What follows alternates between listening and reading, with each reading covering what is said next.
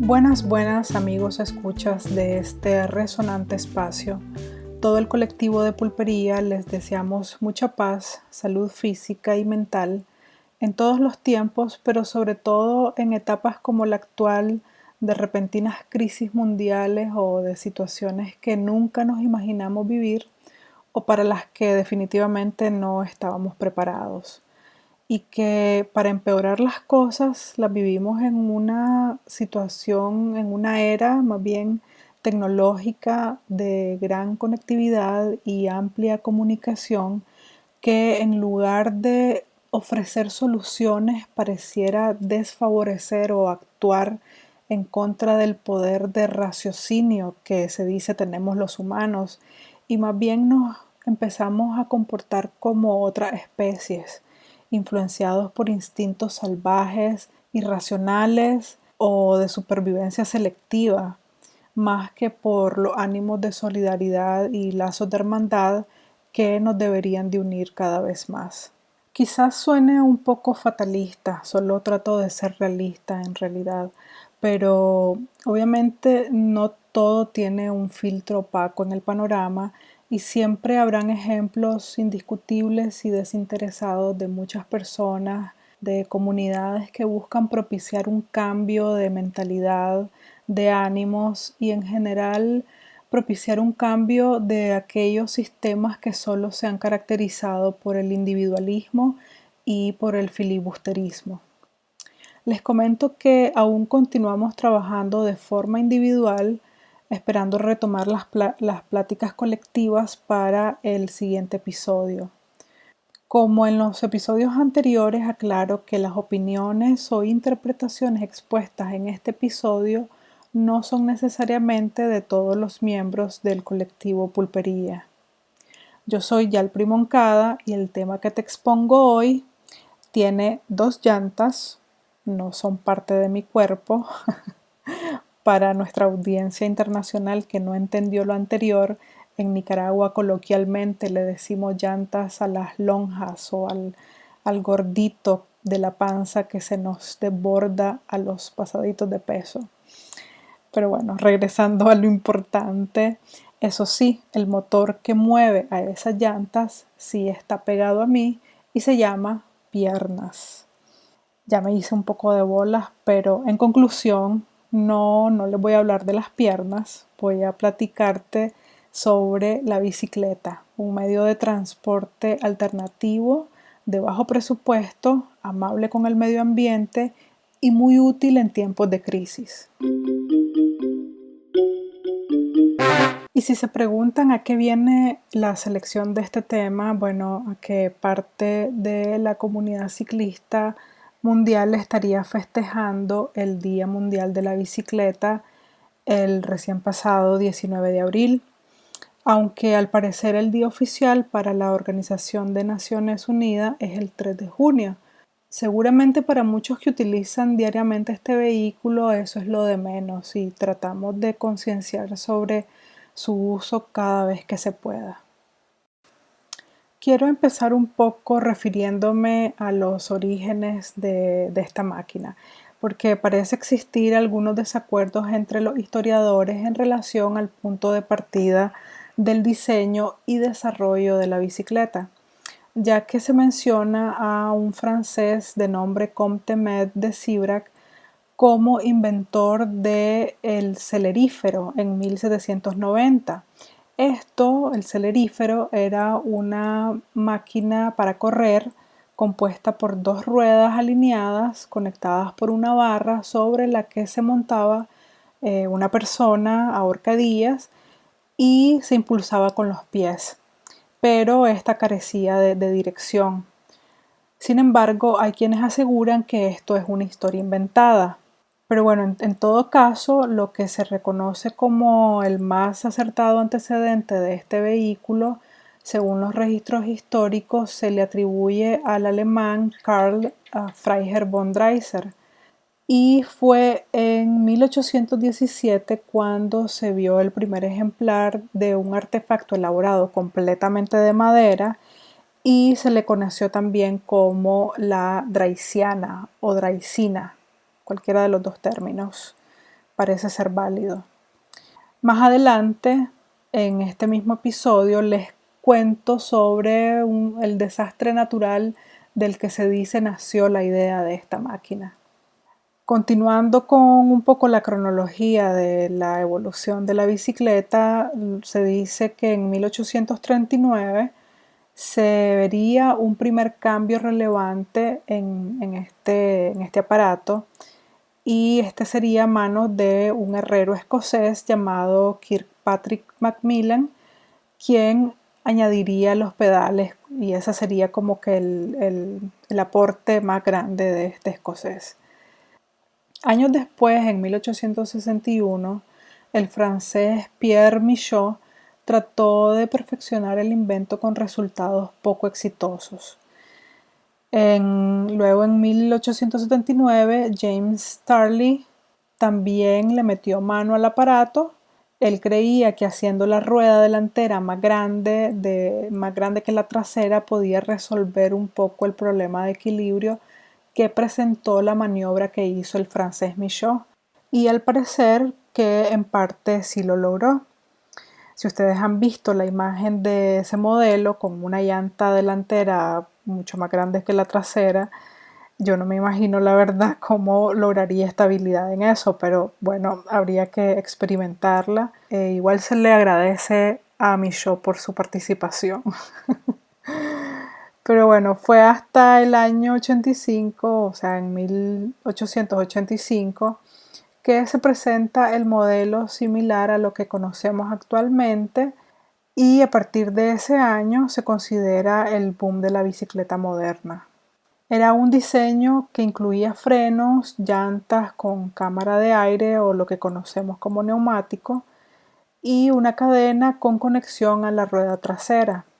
Este modelo garantizaba mucha más comodidad al ciclista porque le permitía adoptar una postura más natural, además que era mucho más pequeña, por lo que si el usuario se tambaleaba y caía, el golpe era más suave o por lo menos menos doloroso.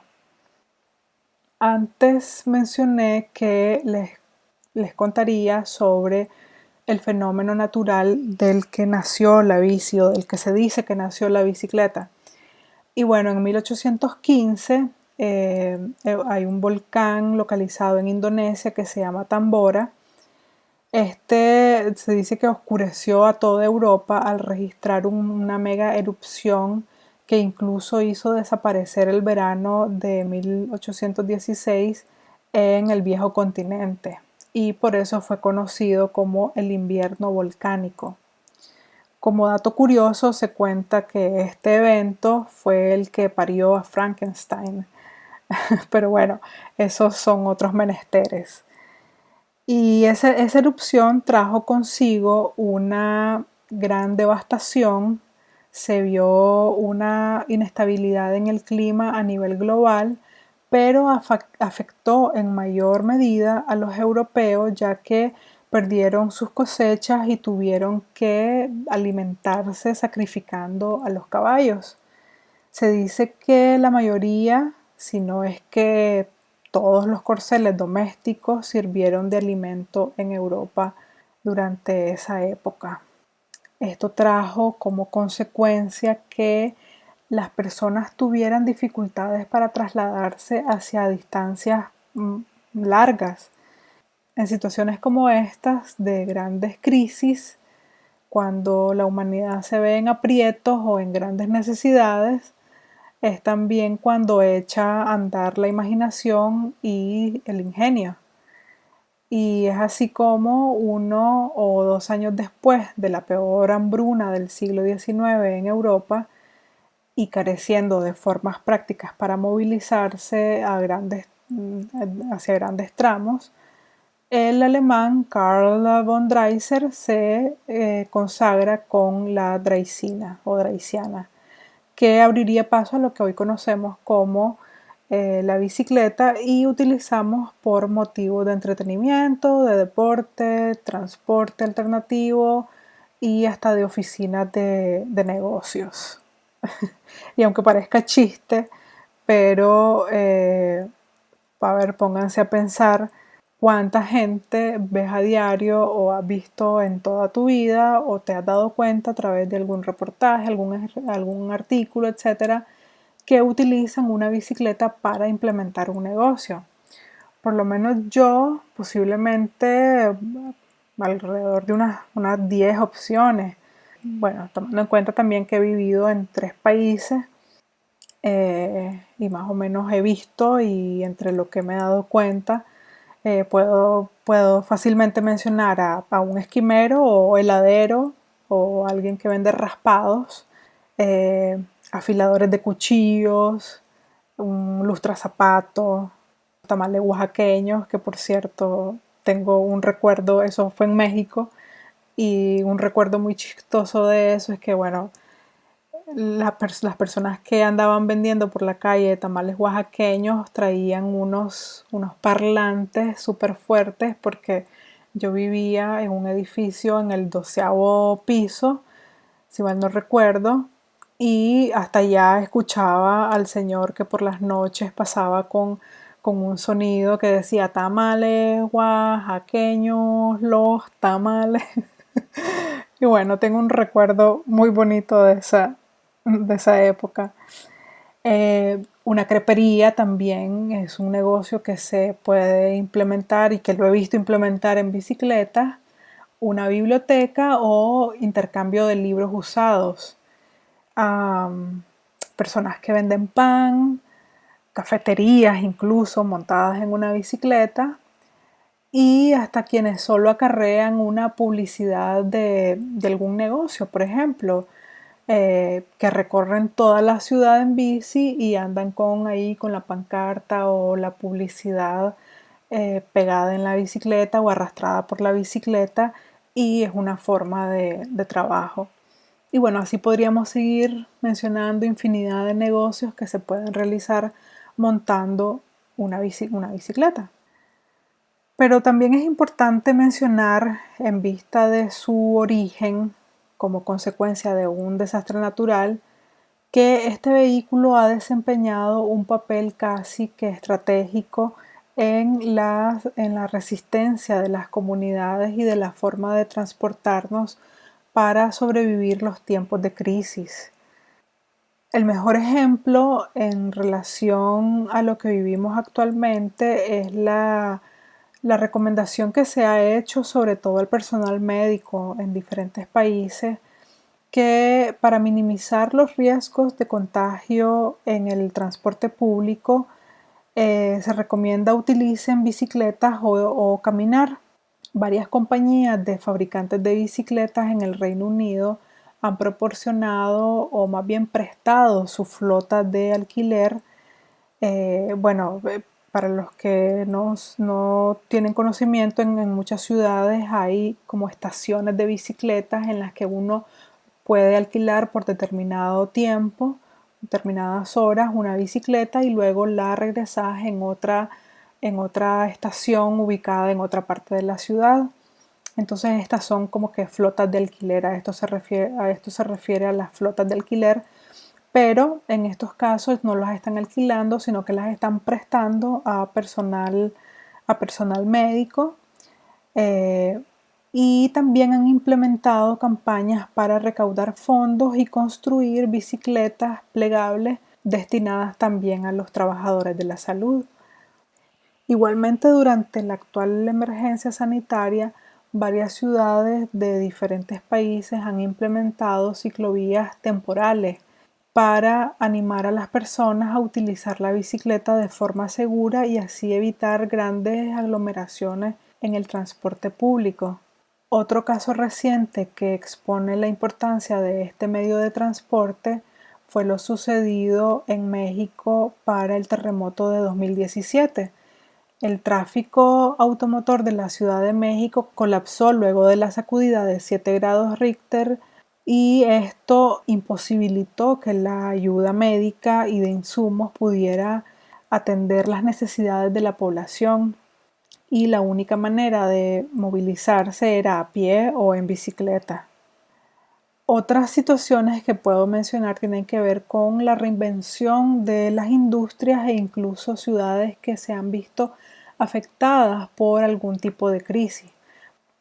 Por ejemplo, en Italia, con la pandemia actual, varias marcas que diseñan y producen bicicletas y accesorios deportivos han comenzado a reinventar su industria y ahora trabajan junto con médicos locales y proveedores de telas para diseñar y producir mascarillas lavables y que puedan esterilizarse y otro tipo de protección facial y ocular.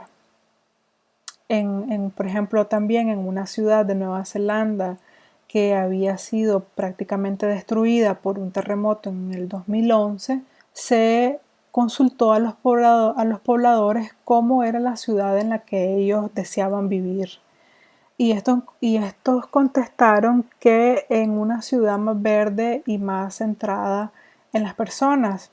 Originalmente esa misma ciudad fue conocida como Ciclópolis y los ciudadanos querían regresar a esos orígenes. El rediseño de la localidad amplió la posibilidad para quienes se transportaban en bicicleta. Esa fue también una forma de reinventar una ciudad a través de un desastre natural. Creo que me la podría pasar hablando sobre ejemplos, necesidades, experiencias, alternativas que nos provee la bicicleta, no solo como medio de transporte alternativo y ecológico, pero también como herramienta de trabajo o para el entretenimiento y incluso para el turismo.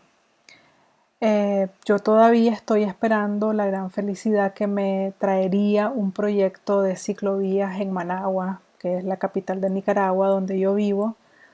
Yo sé, de alguna forma entiendo que por lo general las prioridades son otras, que incluso garantizar la infraestructura de vehículos automotores es indispensable para la economía y el transporte de alimentos y bueno, todo lo que eso conlleva. Pero no puedo negar mi preocupación pensando que no se está considerando dentro de todo ese engranaje de red vial a los que preferimos utilizar alternativas saludables, ecológicas, económicas y que eventualmente podrían llegar a resolver situaciones complejas dentro de una selva de concreto. Nuevamente, a nombre del colectivo Pulpería, les estamos siempre agradecidos por mantenerse atentos a los nuevos episodios que subimos en los diversos directorios para podcast y a las premieres en YouTube. Si sos nueva escucha, te recomendamos seguirnos y dejar tus comentarios o sugerencias por escrito en Facebook y YouTube o un correo de voz a través de anchor.fm/pulpería. Yo me despido, esto es Pulpería, un podcast para todos y para nadie, o sea, esta vaina es un chorizo. Hasta la próxima, chao.